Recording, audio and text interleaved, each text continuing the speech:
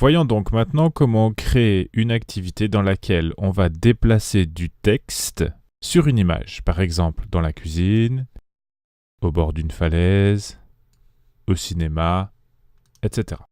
Tout d'abord, il convient de passer dans le mode édition, puis tout en bas de sélectionner un contenu qui s'appelle Drag and Drop. Dans ce contenu, on a l'option de mettre un titre, pour commencer, le titre de la question. Je vous encourage à préparer tout ce dont vous avez besoin sur un document Word et vous pouvez simplement copier-coller le titre. Ensuite, on va ajouter une image d'arrière-plan. Pour cet exemple, l'image est déjà préparée. Il s'agit en fait d'une mosaïque, donc plusieurs images, avec sur le côté une zone blanche. Cette zone me servira d'emplacement pour les étiquettes du texte. J'ajoute ensuite la taille de l'image, dans mon cas 1920 pixels par 1080. N'oubliez pas d'indiquer toutes les informations pour le copyright, ici le titre, l'auteur, l'année et la source sur YouTube. Lorsque c'est fait, je peux ensuite passer dans la deuxième partie, c'est-à-dire les éléments de l'activité. Dans cette section, on voit bien notre image et nous avons trois options. Insérer une zone de dépôt, le texte et l'image. Dans cet exercice, nous allons nous concentrer sur les deux premiers éléments, insérer la zone de dépôt et le texte. La zone de dépôt est un endroit sur l'image que l'on choisit de délimiter. On va lui donner un titre, ici « Se disputer », qui correspond à la description de l'image. Il faut ensuite ajuster la zone de dépôt à la taille de l'image. Par défaut, la zone de dépôt cache l'image, ce qui est logique car c'est un calque en quelque sorte qui est complètement opaque. Pour changer cela, il suffit de double-cliquer de nouveau sur ce calque et de régler l'opacité à 0.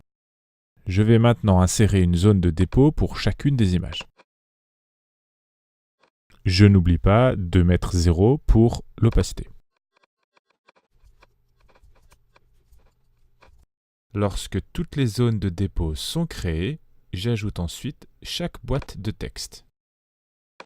Je peux le mettre en page, donc dans mon cas, je voudrais l'écrire comme un format de titre, très grand. Et ici, je vais sélectionner toutes les zones de dépôt. Pour cela, je clique sur « Sélectionner tout ». Ajuster ensuite la boîte de texte. Le fait d'avoir coché chacune des zones de dépôt me permet, une fois l'activité mise à jour, de glisser-déposer chaque boîte de texte dans chacune des zones de dépôt. Si je n'avais pas sélectionné cette option, autrement dit, si j'avais choisi une seule zone de dépôt, cela forcerait ma boîte de texte à être associée seulement à la zone de dépôt sélectionnée. Réalisons maintenant toutes les autres boîtes de texte correspondant à chacune des autres images.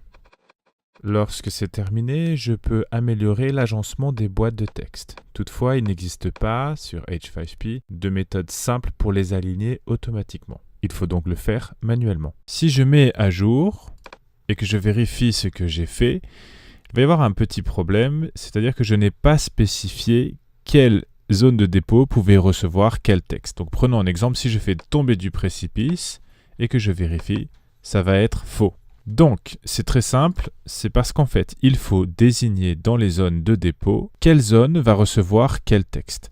Donc ici dans la zone, dans l'étiquette se disputer, je vais sélectionner le texte se disputer seulement. Et je clique sur OK.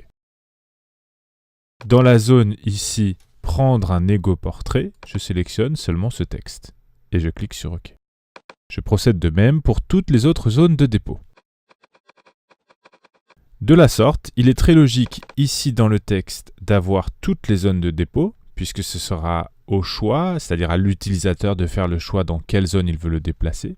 Toutefois, par exemple pour se disputer, seulement la première zone de dépôt va accepter ce texte. Et voilà, et lorsque tout est prêt, il suffit de mettre à jour.